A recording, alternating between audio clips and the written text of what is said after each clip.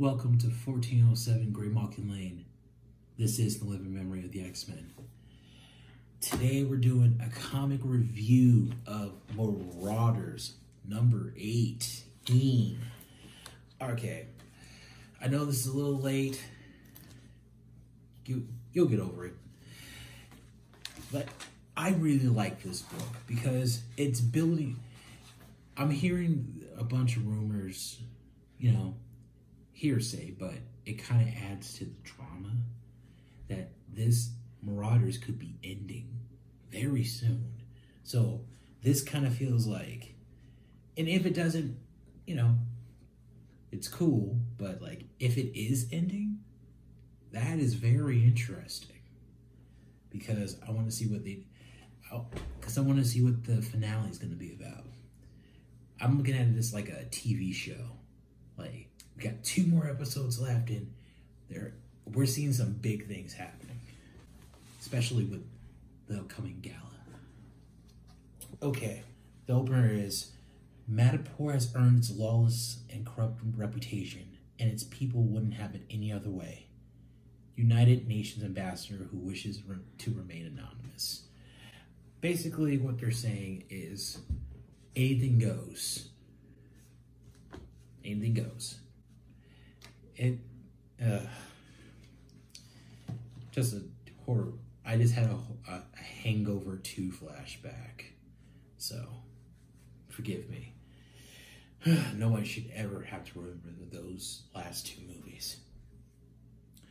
Okay, so we have Xavier and Magneto getting off the Marauder in Madripoor, and they're having this conversation, talking about what's going on. They were invited by Emma Frost for this opening ceremony, and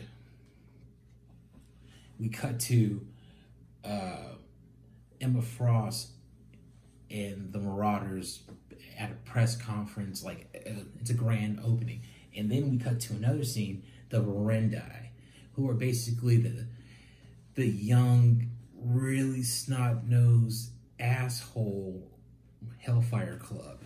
These are 12-year-old kids, homicidal children, who they orchestrated Schism, which broke up the X-Men, which I find really funny that Wolverine allowed himself to be manipulated so completely.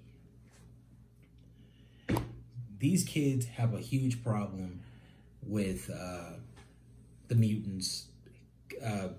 It looks like they're starting opening up a hospital, which they want to help people, and also because the mutants have been buying up land all over the place.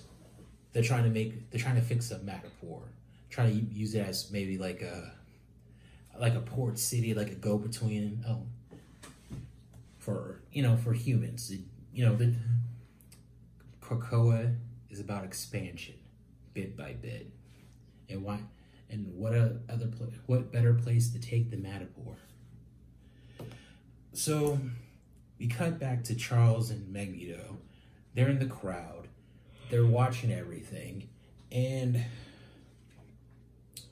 we see Emma reveal the name of the hospital, which is called the Moira McTaggart Memorial Hospital. And there's a statue. There's a statue of Moira, and we get a chance to see everybody on the stage. It's Callisto, Emma, Bishop, Christian Frost, Iceman, Pyro, Sebastian Shaw, Shinobi Shaw, Proteus, and Kitty Pryde.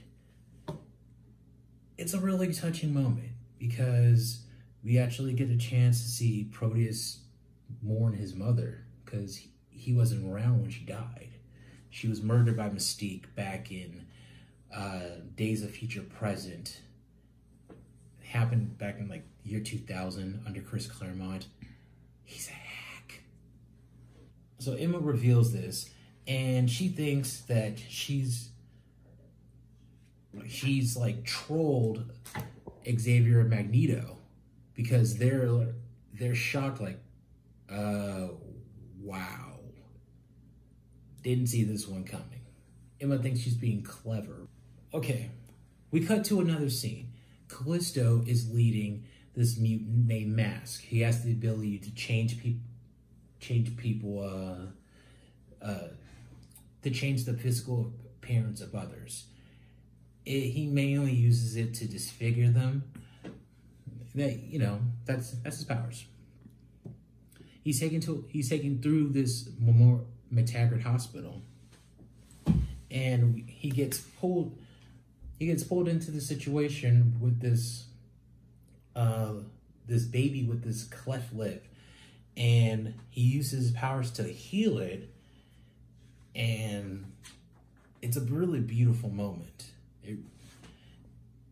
So Callisto tells Mask, like, you have a lot of work to do. So he's gonna be working in the hospital. That's great. I love that. I love everything about that. Also, going back, Proteus was at Maury McTaggart's unveiling. Where was Wolfsbane? Because that's her daughter. That's her adopted daughter, and they had a really close relationship. And I really want to see how Moira feels about all this, because it seems like she's a little shady. Like, she doesn't care about anybody. Like, she wants humankind to survive, but does she?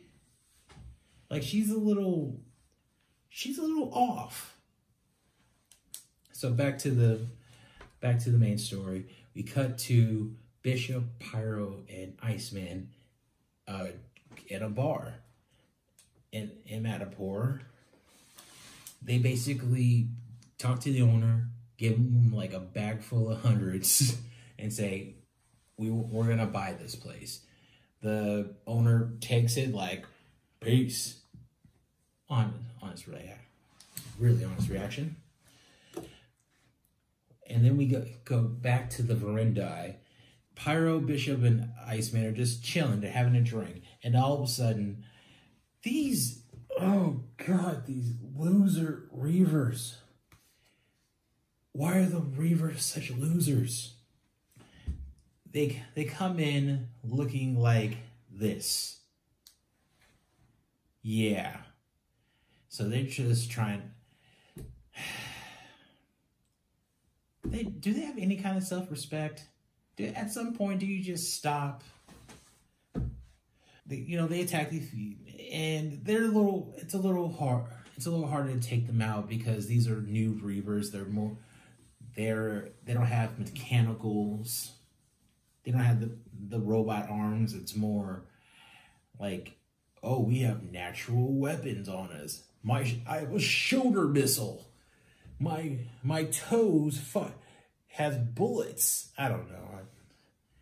I shoot knives out of my fingertips. I don't know. So Iceman gets one of them, and he asks him, "What's your deal? Why do you hate us?"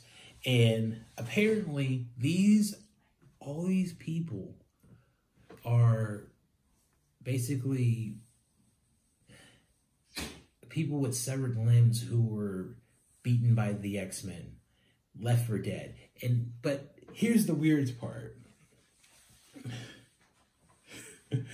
They think that the X-Men didn't want fail to kill them when they have a law that says kill no human, but they don't.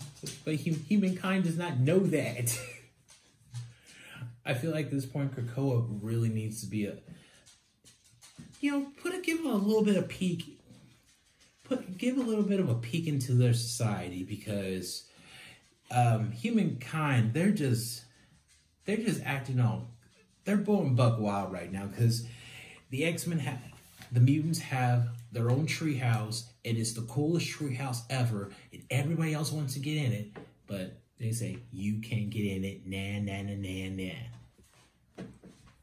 And the Reavers are a result because of this ongoing jealousy that humanity seems to have over mutant kind. It's weird. I don't like it. And then we find out the Reavers are working with the Verendi. That one of the kids, apparently this little Frankenstein-looking little... Well, no, I'm sorry. He's supposed to be the great-grandson of Dr. von Frankenstein. And he is the one who created these new Reavers. Just... Okay. And it ends... We cut to the United Nations in New York City, and we see just the worst. Donald Pierce with 2 robot arms speaking from Madripoor, throwing all types of shade to Krakoa because they don't have a representative at the United Nations. And he's just throwing all types of shade like, you know what? You know, if the ambassador of Krakoa was here, maybe we can get a bit more clarity. But they don't even really accept us. They don't really, they don't want to work with us.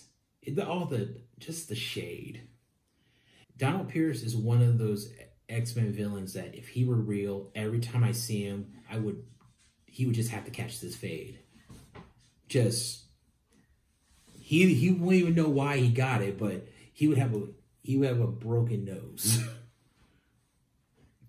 So we find out that the Verendi had this huge plot to destabilize Krakoa in Madripoor. All in all, I really like this book, and I'm giving it 4.25 stars. I enjoyed it. I really want to see what happens next. I can't wait for the gala. And I really want to see somebody Anakin Skywalker these kids. And I want to see... And also I want to see Kitty Pryde get punched in the face. That's just... I know it's not going to happen, but that's just me. Well, signing off. We'll see you soon.